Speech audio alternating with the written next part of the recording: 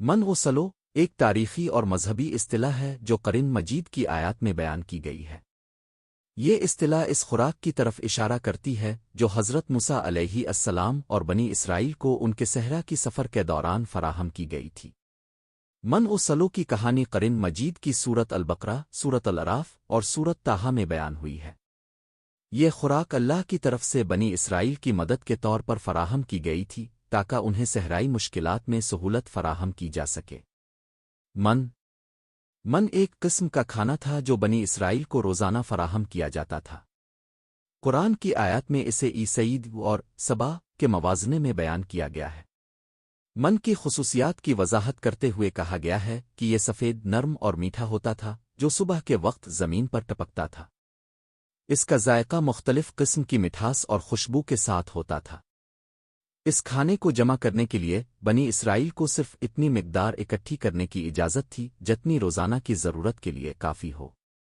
سلو ایک قسم کی پرندہ تھی جو بنی اسرائیل کو گوشت کی ضرورت پوری کرنے کے لیے فراہم کی گئی تھی۔ یہ پرندے قدرتی طور پر جڑی بوٹیوں کے ذریعے کھانا فراہم کرتے تھے اور ان کا گوشت صحرا میں پروٹین کا اہم ذریعہ تھا۔ قرآن میں سلو کو خوشبودار اور لذیذ کے طور پر بیان کیا گیا ہے۔ یہ خوراک بنی اسرائیل کی فلاح کے لیے اللہ کی طرف سے ایک معجزہ تھی۔ یہ نہ صرف جسمانی ضروریات پوری کرتی تھی بلکہ ایک روحانی امتحان بھی تھی تاکہ بنی اسرائیل اللہ کے حکم کو تسلیم کریں اور اس کی رحمت اور قدرت پر ایمان لائیں۔ مقصد من و سلو کی فراہمی کا مقصد بنی اسرائیل کو یہ سبق دینا تھا کہ اللہ ہر حال میں ان کی مدد کرتا ہے، چاہے ان کی حالت کیسی بھی ہو۔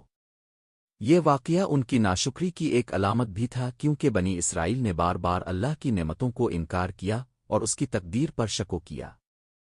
اس واقعے کی تاریخی اور مذہبی اہمیت یہ ہے کہ یہ ہمیں یاد دلاتا ہے کہ اللہ کی طرف سے فراہم کردہ نعمتیں ہمیں شکر گزار اور عاجز رہنے کی تعلیم دیتی ہیں۔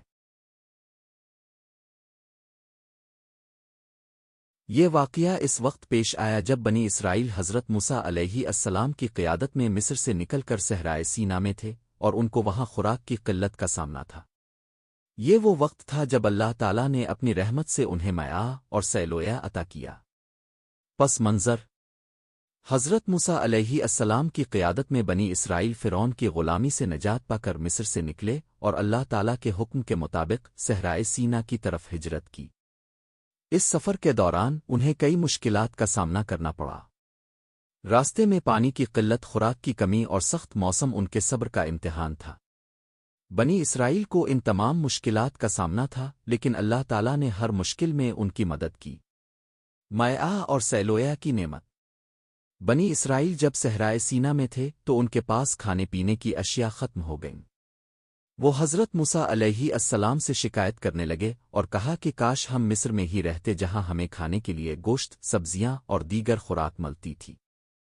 حضرت موسیٰ علیہ السلام نے اللہ تعالیٰ سے دعا کی تو اللہ تعالیٰ نے ان کی دعاؤں کو قبول فرمایا اور بنی اسرائیل کو میعہ اور سیلویا کی نعمت عطا کی۔ میعہ ایک خاص قسم کی خوراک تھی جو آسمان سے نازل ہوتی تھی۔ یہ سفید رنگ کی شبنم کی طرح ہوتی تھی اور میٹھے ذائقے کی حامل تھی۔ بنی اسرائیل روزانہ صبح سویرے اس میعہ کو زمین سے جمع کرتے تھے اور اسے کھاتے تھے۔ اس میعہ کا ذائقہ شہد کی طرح میٹھا تھا اور یہ ان کے جسمانی قوت اور صحت کے لیے بہت مفید تھی۔ سیلویا ایک پرندے کا گوشت تھا جو اللہ تعالیٰ نے بنی اسرائیل کے لیے بھیجا۔ یہ پرندے کثیر تعداد میں آسمان سے نازل ہوتے اور بنی اسرائیل کے خیموں کے پاس اترتے۔ بنی اسرائیل ان پرندوں کو پکڑ کر ان کا گوشت کھاتے تھے۔ سیلویا کا گوشت نرم اور لذیذ تھا اور یہ ان کی پروٹین کی ضروریات کو پورا کرتا تھا۔ میعہ اور سیلویا کا واقعہ قرآن مجید میں ایک اہم اور معجزانہ واقعہ ہے جس کا ذکر بنی اسرائیل کی تاریخ میں بنی اسرائیل کا شکر گزاری کا فقدان۔ اللہ تعالیٰ نے بنی اسرائیل کو میعہ اور سیلویا جیسی عظیم نعمتیں عطا کیں لیکن وقت گزرنے کے ساتھ ساتھ وہ ان نعمتوں سے بیزار ہونے لگے۔ انہوں نے حضرت موسیٰ علیہ السلام سے مطالبہ کیا کہ وہ اللہ تعالیٰ سے دعا کریں کہ انہیں میعہ اور سیلویا کے بجائے مصر کی سبزیاں، مسور کی دال، کھیرا، پیاز، لہسن وغیرہ ملیں۔ اس پر حضرت موسیٰ علیہ السلام نے انہیں یاد دلایا کہ اللہ تعالیٰ نے انہیں غلامی سے نجات دی اور صحراء میں معجزانہ خوراک عطا کی، لیکن وہ ناشکری کرتے ہوئے ان نعمتوں کو ٹھکرا رہے ہیں۔ سبق اور پیغام۔ مائعہ اور سیلویا کا واقعہ ہمیں اللہ تعالیٰ کی رحمت اور قدرت کا اظہار کرتا ہے۔ یہ واقعہ اس بات کی یاد دہانی ہے کہ اللہ تعالیٰ اپنے بندوں کی حاجات کو پورا کرنے کے لیے کسی بھی قسم کے معجزات برپا کر سکتا ہے۔ اس کے علاوہ یہ واقعہ بنی اسرائیل کی ناشکری اور صبر کی کمی کی بھی عکاسی کرتا ہے۔ اللہ تعالیٰ نے انہیں بہترین اور معجزانہ خوراک عطا کی، لیکن وہ دنیاوی نعمتوں کی حرص میں مبتلا ہو گئے اور اس نعمت کی قدر نہ کر سکے۔ مائعہ اور سیلویا کا واقعہ ہمیں یہ بھی سکھاتا ہے کہ شکر گزاری کا جذبہ ہمارے ایمان کا حصہ ہونا چاہیے۔ ہمیں اللہ تعالیٰ کی عطا کردہ نعمتوں کی قدر کرنی چاہیے اور صبر و شکر کے ساتھ زندگی گزارنی چاہیے۔ اس واقعہ سے ہمیں یہ بھی سبق ملتا ہے کہ اللہ کی رضا پر راضی رہنا اور اس کی عطا کردہ نعمتوں پر قناعت کرنا ایک مومن کی خوبی ہے۔ نتیجہ۔ مائعہ اور سیلویا کا واقعہ قرآن مجید کے کئی مقامات پر بیان کیا گیا ہے، اور یہ واقعہ ہمیں یہ سبق دیتا ہے کہ اللہ تعالیٰ اپنے بندوں کی ہر مشکل میں مدد کرتا ہے اور ان کی ضرورتوں کو پورا کرتا ہے۔ اس کے ساتھ ساتھ یہ واقعہ ہمیں یہ بھی یاد دلاتا ہے کہ ناشکری اور عدم صبر سے بچنا چاہیے، کیونکہ یہ رویے اللہ کی ناراضگی کا باعث بنتے ہیں۔ بنی اسرائیل کا یہ واقعہ ہمارے لیے ایک اہم سبق ہے کہ ہم اللہ کی نعمتوں کا شکر ادا کریں اور اس کی عطا کردہ نعمتوں پر قناعت کریں۔ ہمیں ہر حال میں اللہ کی رضا پر راضی رہنا چاہیے اور دنیاوی خواہشات کے پیچھے نہیں بھاگنا چاہیے۔ یہ واقعہ ہمارے لیے ایک مثال ہے کہ اللہ تعالیٰ اپنی قدرت سے ہر ناممکن کو ممکن بنا سکتا ہے، اور ہمیں ہمیشہ اس کی رحمت پر یقین رکھنا چاہیے۔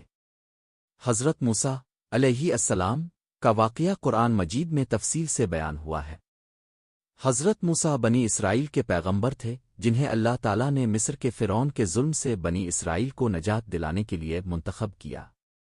ان کی کہانی میں اہم پہلو درج ذیل ہے۔ ایک، پیدائش اور بچپن۔ حضرت موسیٰ علیہ السلام کی پیدائش مصر میں ہوئی۔ فرعون نے بنی اسرائیل کے بچوں کو ہلاک کرنے کا حکم دیا تھا، لیکن حضرت موسیٰ کی والدہ نے انہیں نرسری میں رکھا اور ندی میں چھوڑ دیا، جہاں فرعون کی بیوی نے انہیں پال لیا۔ دو، نبوت کی ابتدا۔ جوانی میں حضرت موسیٰ علیہ السلام نے ایک مصری کو قتل کر دیا، جس کی وجہ سے انہیں مصر سے بھاگنا پڑا۔ وہ مدین کے علاقے میں پہنچے، جہاں انہوں نے شعیب علیہ السلام کی بیٹیوں کی مدد کی اور شعیب کے ساتھ رہنے لگے۔ تین، اللہ کا پیغام۔ حضرت موسیٰ علیہ السلام کو اللہ نے ایک آگ کی جلن کے ذریعے نبوت دی اور انہیں فرعون کے پاس جانے اور بنی اسرائیل کی آزادی کے لیے پیغام پہنچانے کا حکم دیا۔ چار، فرعون کا مقابلہ۔ حضرت موسیٰ علیہ السلام نے فرعون کو اللہ کے پیغام سے آگاہ کیا، مگر فرعون نے انکار کیا۔ اس کے بعد مختلف معجزات جیسے عصا کا سانپ بننا، دریائے نیل کا پھٹنا وغیرہ ہوئے۔ پانچ، خروج اور عذاب۔ حضرت موسیٰ علیہ السلام نے بنی اسرائیل کو مصر سے نکال لیا اور اللہ کے حکم سے فرعون اور اس کی فوج کو سمندر میں ڈوبا دیا۔ چھ، طور سینا پر وحی۔ حضرت موسیٰ علیہ السلام طور سینا پر اللہ کے سامنے حاضر ہوئے، جہاں انہیں تورات دی گئی اور بنی اسرائیل کے لیے قوانین نازل کیے گئے۔ یہ مختصر بیان حضرت موسیٰ علیہ السلام کی زندگی کے اہم واقعات کو اجاگر کرتا ہے، جو قرآن مجید اور حدیث میں تفصیل سے بیان کیے گئے ہیں۔